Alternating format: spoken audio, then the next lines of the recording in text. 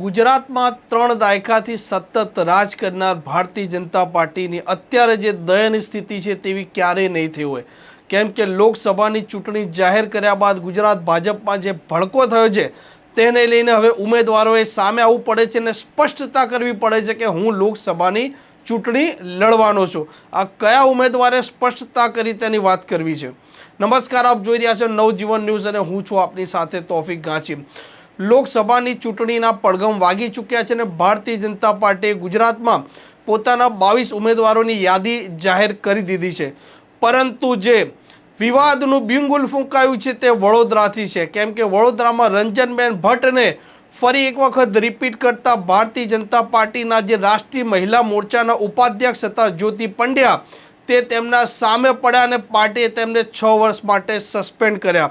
આ ઘટનાની શાહી હજી સુધી સુકાઈ નથી, તેવામાં સાબરકાંઠામાં પણ જે ઉમેદવાર જાહેર કર્યા હતા ભીખાજી ઠાકોર તેમને પણ અટકને લઈને વિવાદ સામે આવ્યો। આ બંને ઉમેદવારોએ આજે સોશિયલ મીડિયાના માધ્યમથી લખ્યું કે અમે ઉમેદવારી કરવા ઈચ્છતા નથી અને તેનું કોઈ સ્પષ્ટ કારણ નથી લખ્યું। તેમાં વાત કરવી છે આણંદ લોકસભા સીટની, કેમ કે માધ્યમોમાં સતત તે પણ અહેવાલ ચાલી રહ્યા છે કે કોંગ્રેસના ઉમેદવાર જે હાલ વર્તમાન આંકલાઓના ધારાસભ્ય છે અમિત ચાવડા તેમના સામે જ આ મિતેશ પટેલને ફરી એક વખત ભારતીય જનતા પાર્ટીએ રિપીટ કર્યા છે અને તે પણ બદલાવાના છે, આવી એક ચર્ચા માધ્યમોમાં વહેતી થઈ છે। પરંતુ આ ભારતીય જનતા પાર્ટી જે દેશમાં સતત દબદબો ધરાવી રહી છે તેની ગુજરાતમાં કેવી દયનીય સ્થિતિ છે તેનો આ દાખલો છે, કેમ કે ઉમેદવારે સામે આવી અને જાહેરાત કરવી પડે છે કે હું ચૂંટણી લડવાનો છું। સૌપ્રથમ તો આણંદ લોકસભા સીટના જાહેર થયેલા ઉમેદવાર શું સ્પષ્ટતા કરે છે તે સાંભળો। નમસ્કાર, સૌને પહેલા તો મારા હોળી પર્વના તહેવારની શુભકામનાઓ।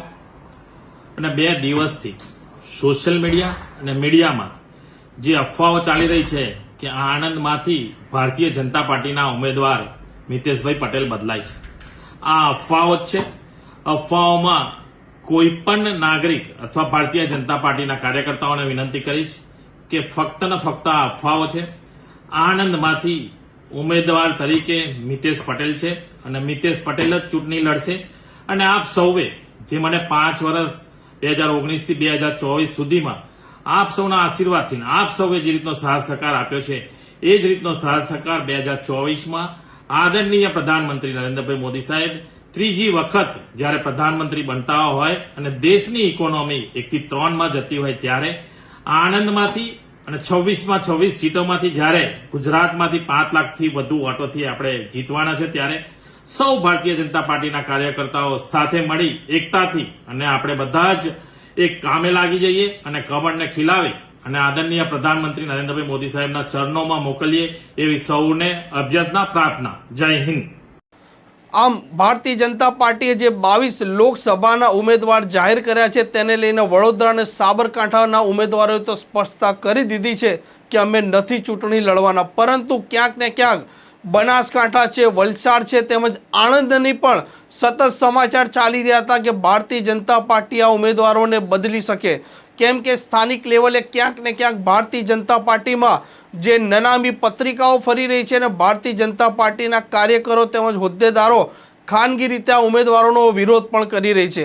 આ વાત પ્રદેશના મોવડી મંડળ સુધી પહોંચી છે અને તેનું જ કારણ છે કે પ્રદેશ મોવડી મંડળે ક્યાંક ને ક્યાંક આ વડોદરા અને સાબરકાંઠાના ઉમેદવારોને સૂચના આપી હોય અને તેઓને પોસ્ટ કરાયું હોય। આ એક રાજકીય ગલિયારામાં ચર્ચા છે, જો કે તેનું કોઈ પણ પ્રકારનું અનુમોદન હજી સુધી મળ્યું નથી।